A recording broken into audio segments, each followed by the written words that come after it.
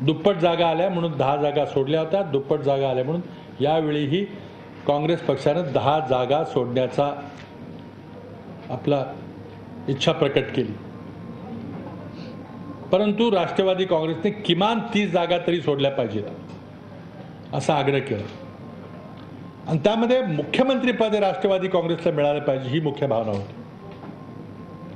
2004 साली काय घडलं त्याचीही पुनरावृत्ती झाली। अर्थात पूर्व अट असल्यामुळं 30 जागा वाढवून देणं काही शक्य नव्हतं आणि म्हणून ही चर्चा आता दिल्ली स्तरावर व्हावी असा निर्णय झाला आणि जागा वाटपा संबंधातली महाराष्ट्रातली लेवलची चर्चा थांबली। दिल्ली स्तरावर एक बैठक झाली आहे, त्या बैठकीमध्ये तत्वता आघाडी करण्याचा निर्णय झाला। ती बैठक सर्वोच्च पातळीवर होती।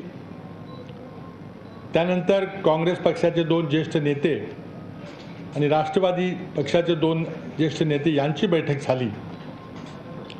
त्या बैठकीमध्ये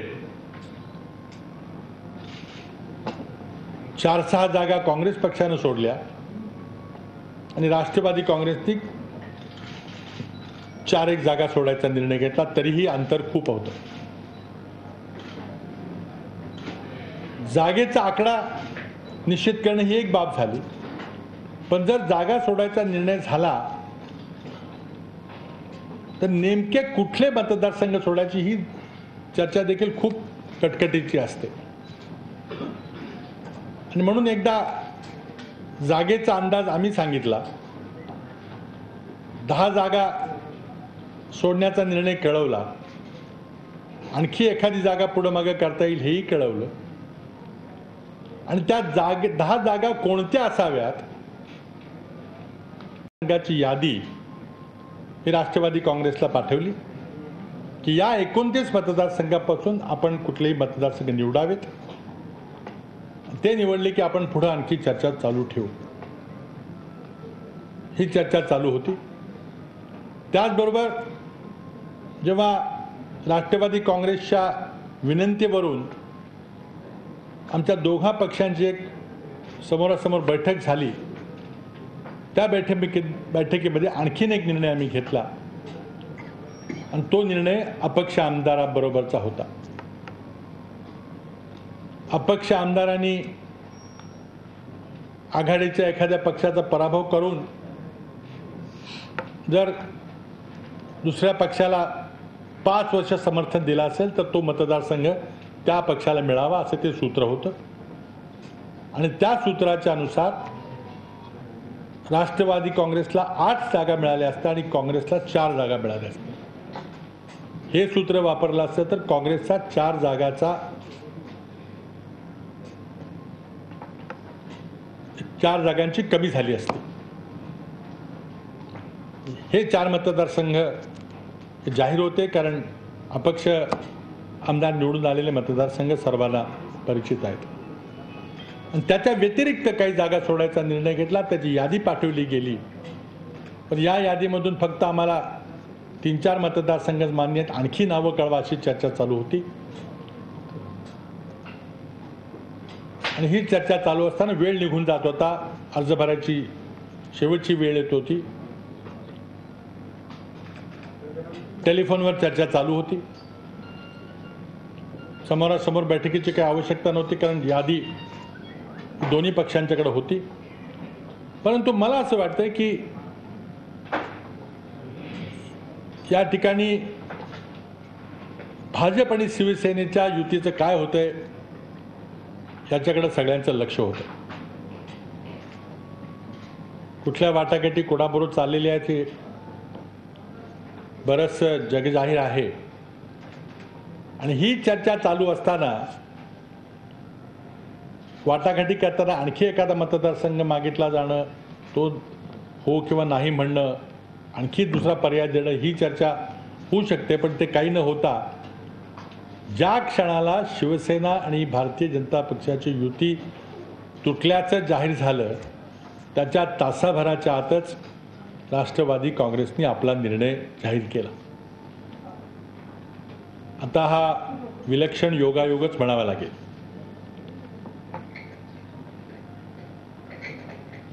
गेल्या 4.5 वर्षामध्ये आघाडी सरकार चालत असताना अनेक प्रसंग बरे वाईट आले आणि जरी काही प्रसंग आले तरी सहकारी पक्षाला बरोबर घेऊन जाण्याचा मी प्रयत्न केला. परंतु तो करत असताना महाराष्ट्राच्या जनतेचं व्यापक हिताच्या आड कुठला निर्णय येत असेल तो तुम्ही घेतला नाही. एखादा वैयक्तिक निर्णयाकरता सामान्य जनतेच्या व्यापक हिताला काही अपाय होत असेल तो निर्णय मी घेतला नाही. आणि त्यामुळं अनेकांचे गैरसमज झाले, हितसंबंध दुखावले गेले. पण मी ज्या वेळेला महाराष्ट्राची सत्ता हातात घेतली त्यावेळेला महाराष्ट्राच्या जनतेच्या हिताकरता पारदर्शक प्रशासन आणि लोकहिताचे निर्णयच घेण्याचा प्रयत्न करीन असं मी माझ्या वरिष्ठ नेत्यांना सांगितलं होतं. आणि तशा प्रकारच्या माझ्याकडून अपेक्षाही होत्या. आता हे करत असताना निश्चितच काही हितसंबंध दुखावले जाण्याची शक्यता आहे आणि त्यामधून व्यक्तिगत माझ्यावर काही टीकाही झाली. परंतु मी त्यावेळेलाही काही अशी तडजोड केली नाही आणि आताही काही अवास्तव मागण्या स्वीकारल्या नाहीत. मगाशी म्हटल्याप्रमाणे या सगळ्या चर्चेच्या मागं मुख्यमंत्री पदाची मुख्यमंत्रीपद मिळवण्याची भावना होती आणि त्यामुळं बहुमत मिळवण्याकरता एखादा आकडा निश्चित करणं, त्याकरता काही व्यावहारिक तर्क आहे किंवा नाही त्याचा विचार न करता चर्चा सुरू झाली होती. आणि आणखी जर काही त्याला पुरावा पाहिजे असेल तर काल पहिल्यांदाच राष्ट्रवादी काँग्रेसकडून मुख्यमंत्री पदाची 2.5 वर्ष विभागणी अशी मागणी पहिल्यांदा आली पुढं. काल आली.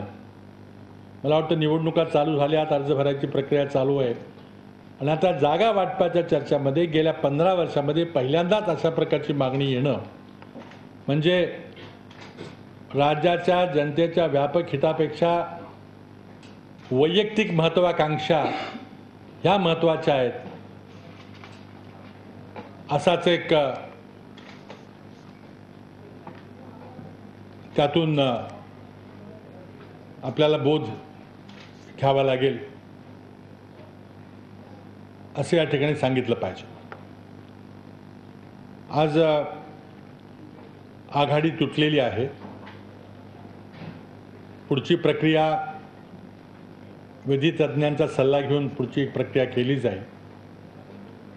निवडणुकीला कदाचित चौरंगी पंचरंगी लढाया होतील किंवा ज्याप्रमाणे आज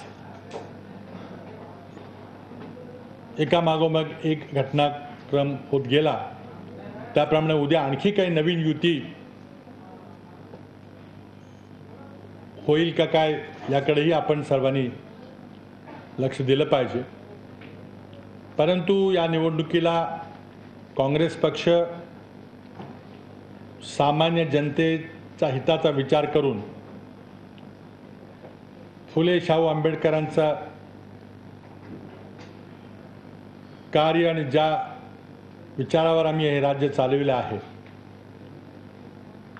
एक धर्मनिरपेक्ष आणि सर्व धर्म समभावाची भावना मनाशी घेऊन योजनाबद्ध पद्धतीने राज्याचा विकास करण्याकरता राज्याची प्रगती करण्याकरता राज्याला प्रथम क्रमांकावर नेण्याकरता राज्यासमोरचे सर्वच्या सर्व प्रश्न सोडवण्याकरता कटिबद्ध आहे आणि मला खात्री आहे, मला विश्वास आहे की राज्याच्या जनतेला ज्या प्रकारच्या प्रशासनाची अपेक्षा आहे त्याच प्रकारचं प्रशासन काँग्रेस पक्ष राज्याला देईल आणि 99 साली मोडकळीस आलेली अर्थव्यवस्था हातात घेतल्यानंतर गेल्या 15 वर्षामध्ये राज्याचा जो विकास केलेला आहे त्या विकासाला लक्षात घेऊन पुन्हा चौथ्यांदा काँग्रेस पक्षाला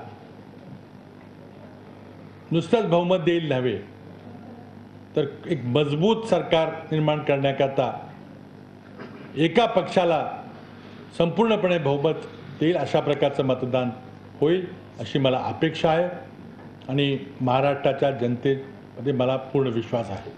धन्यवाद. सीएम साहेब, तुम्ही आता असं म्हणालात की केंद्रातलं सत्तेचं पद डोळ्यासमोर ठेवून केंद्रातलं सत्तेचं पद हिंदी में बोले हिंदी में छोड़ हिंदी शॉर्ट आज राष्ट्रवादी कांग्रेस की ओर से जो पिछले 15 साल से हमारा गठबंधन चल रहा है उस गठबंधन को समाप्त करने की घोषणा हुई. कुछ दिन से हमारी गठबंधन की आपसी चर्चा चल रही थी और जो 174 जगह लड़ने की जो लड़ने का जो सूत्र 2009 में तय हुआ था उसको बदलने की कोशिश की गई. 1909 में कांग्रेस पार्टी के लोकसभा चुनाव में राष्ट्रवादी कांग्रेस से दुगनी सीटें आई थी और जिसके चलते राष्ट्रवादी कांग्रेस ने 10 सीटें छोड़ने का फैसला किया था. झी 24 तास रहा एक पाऊल पुढे.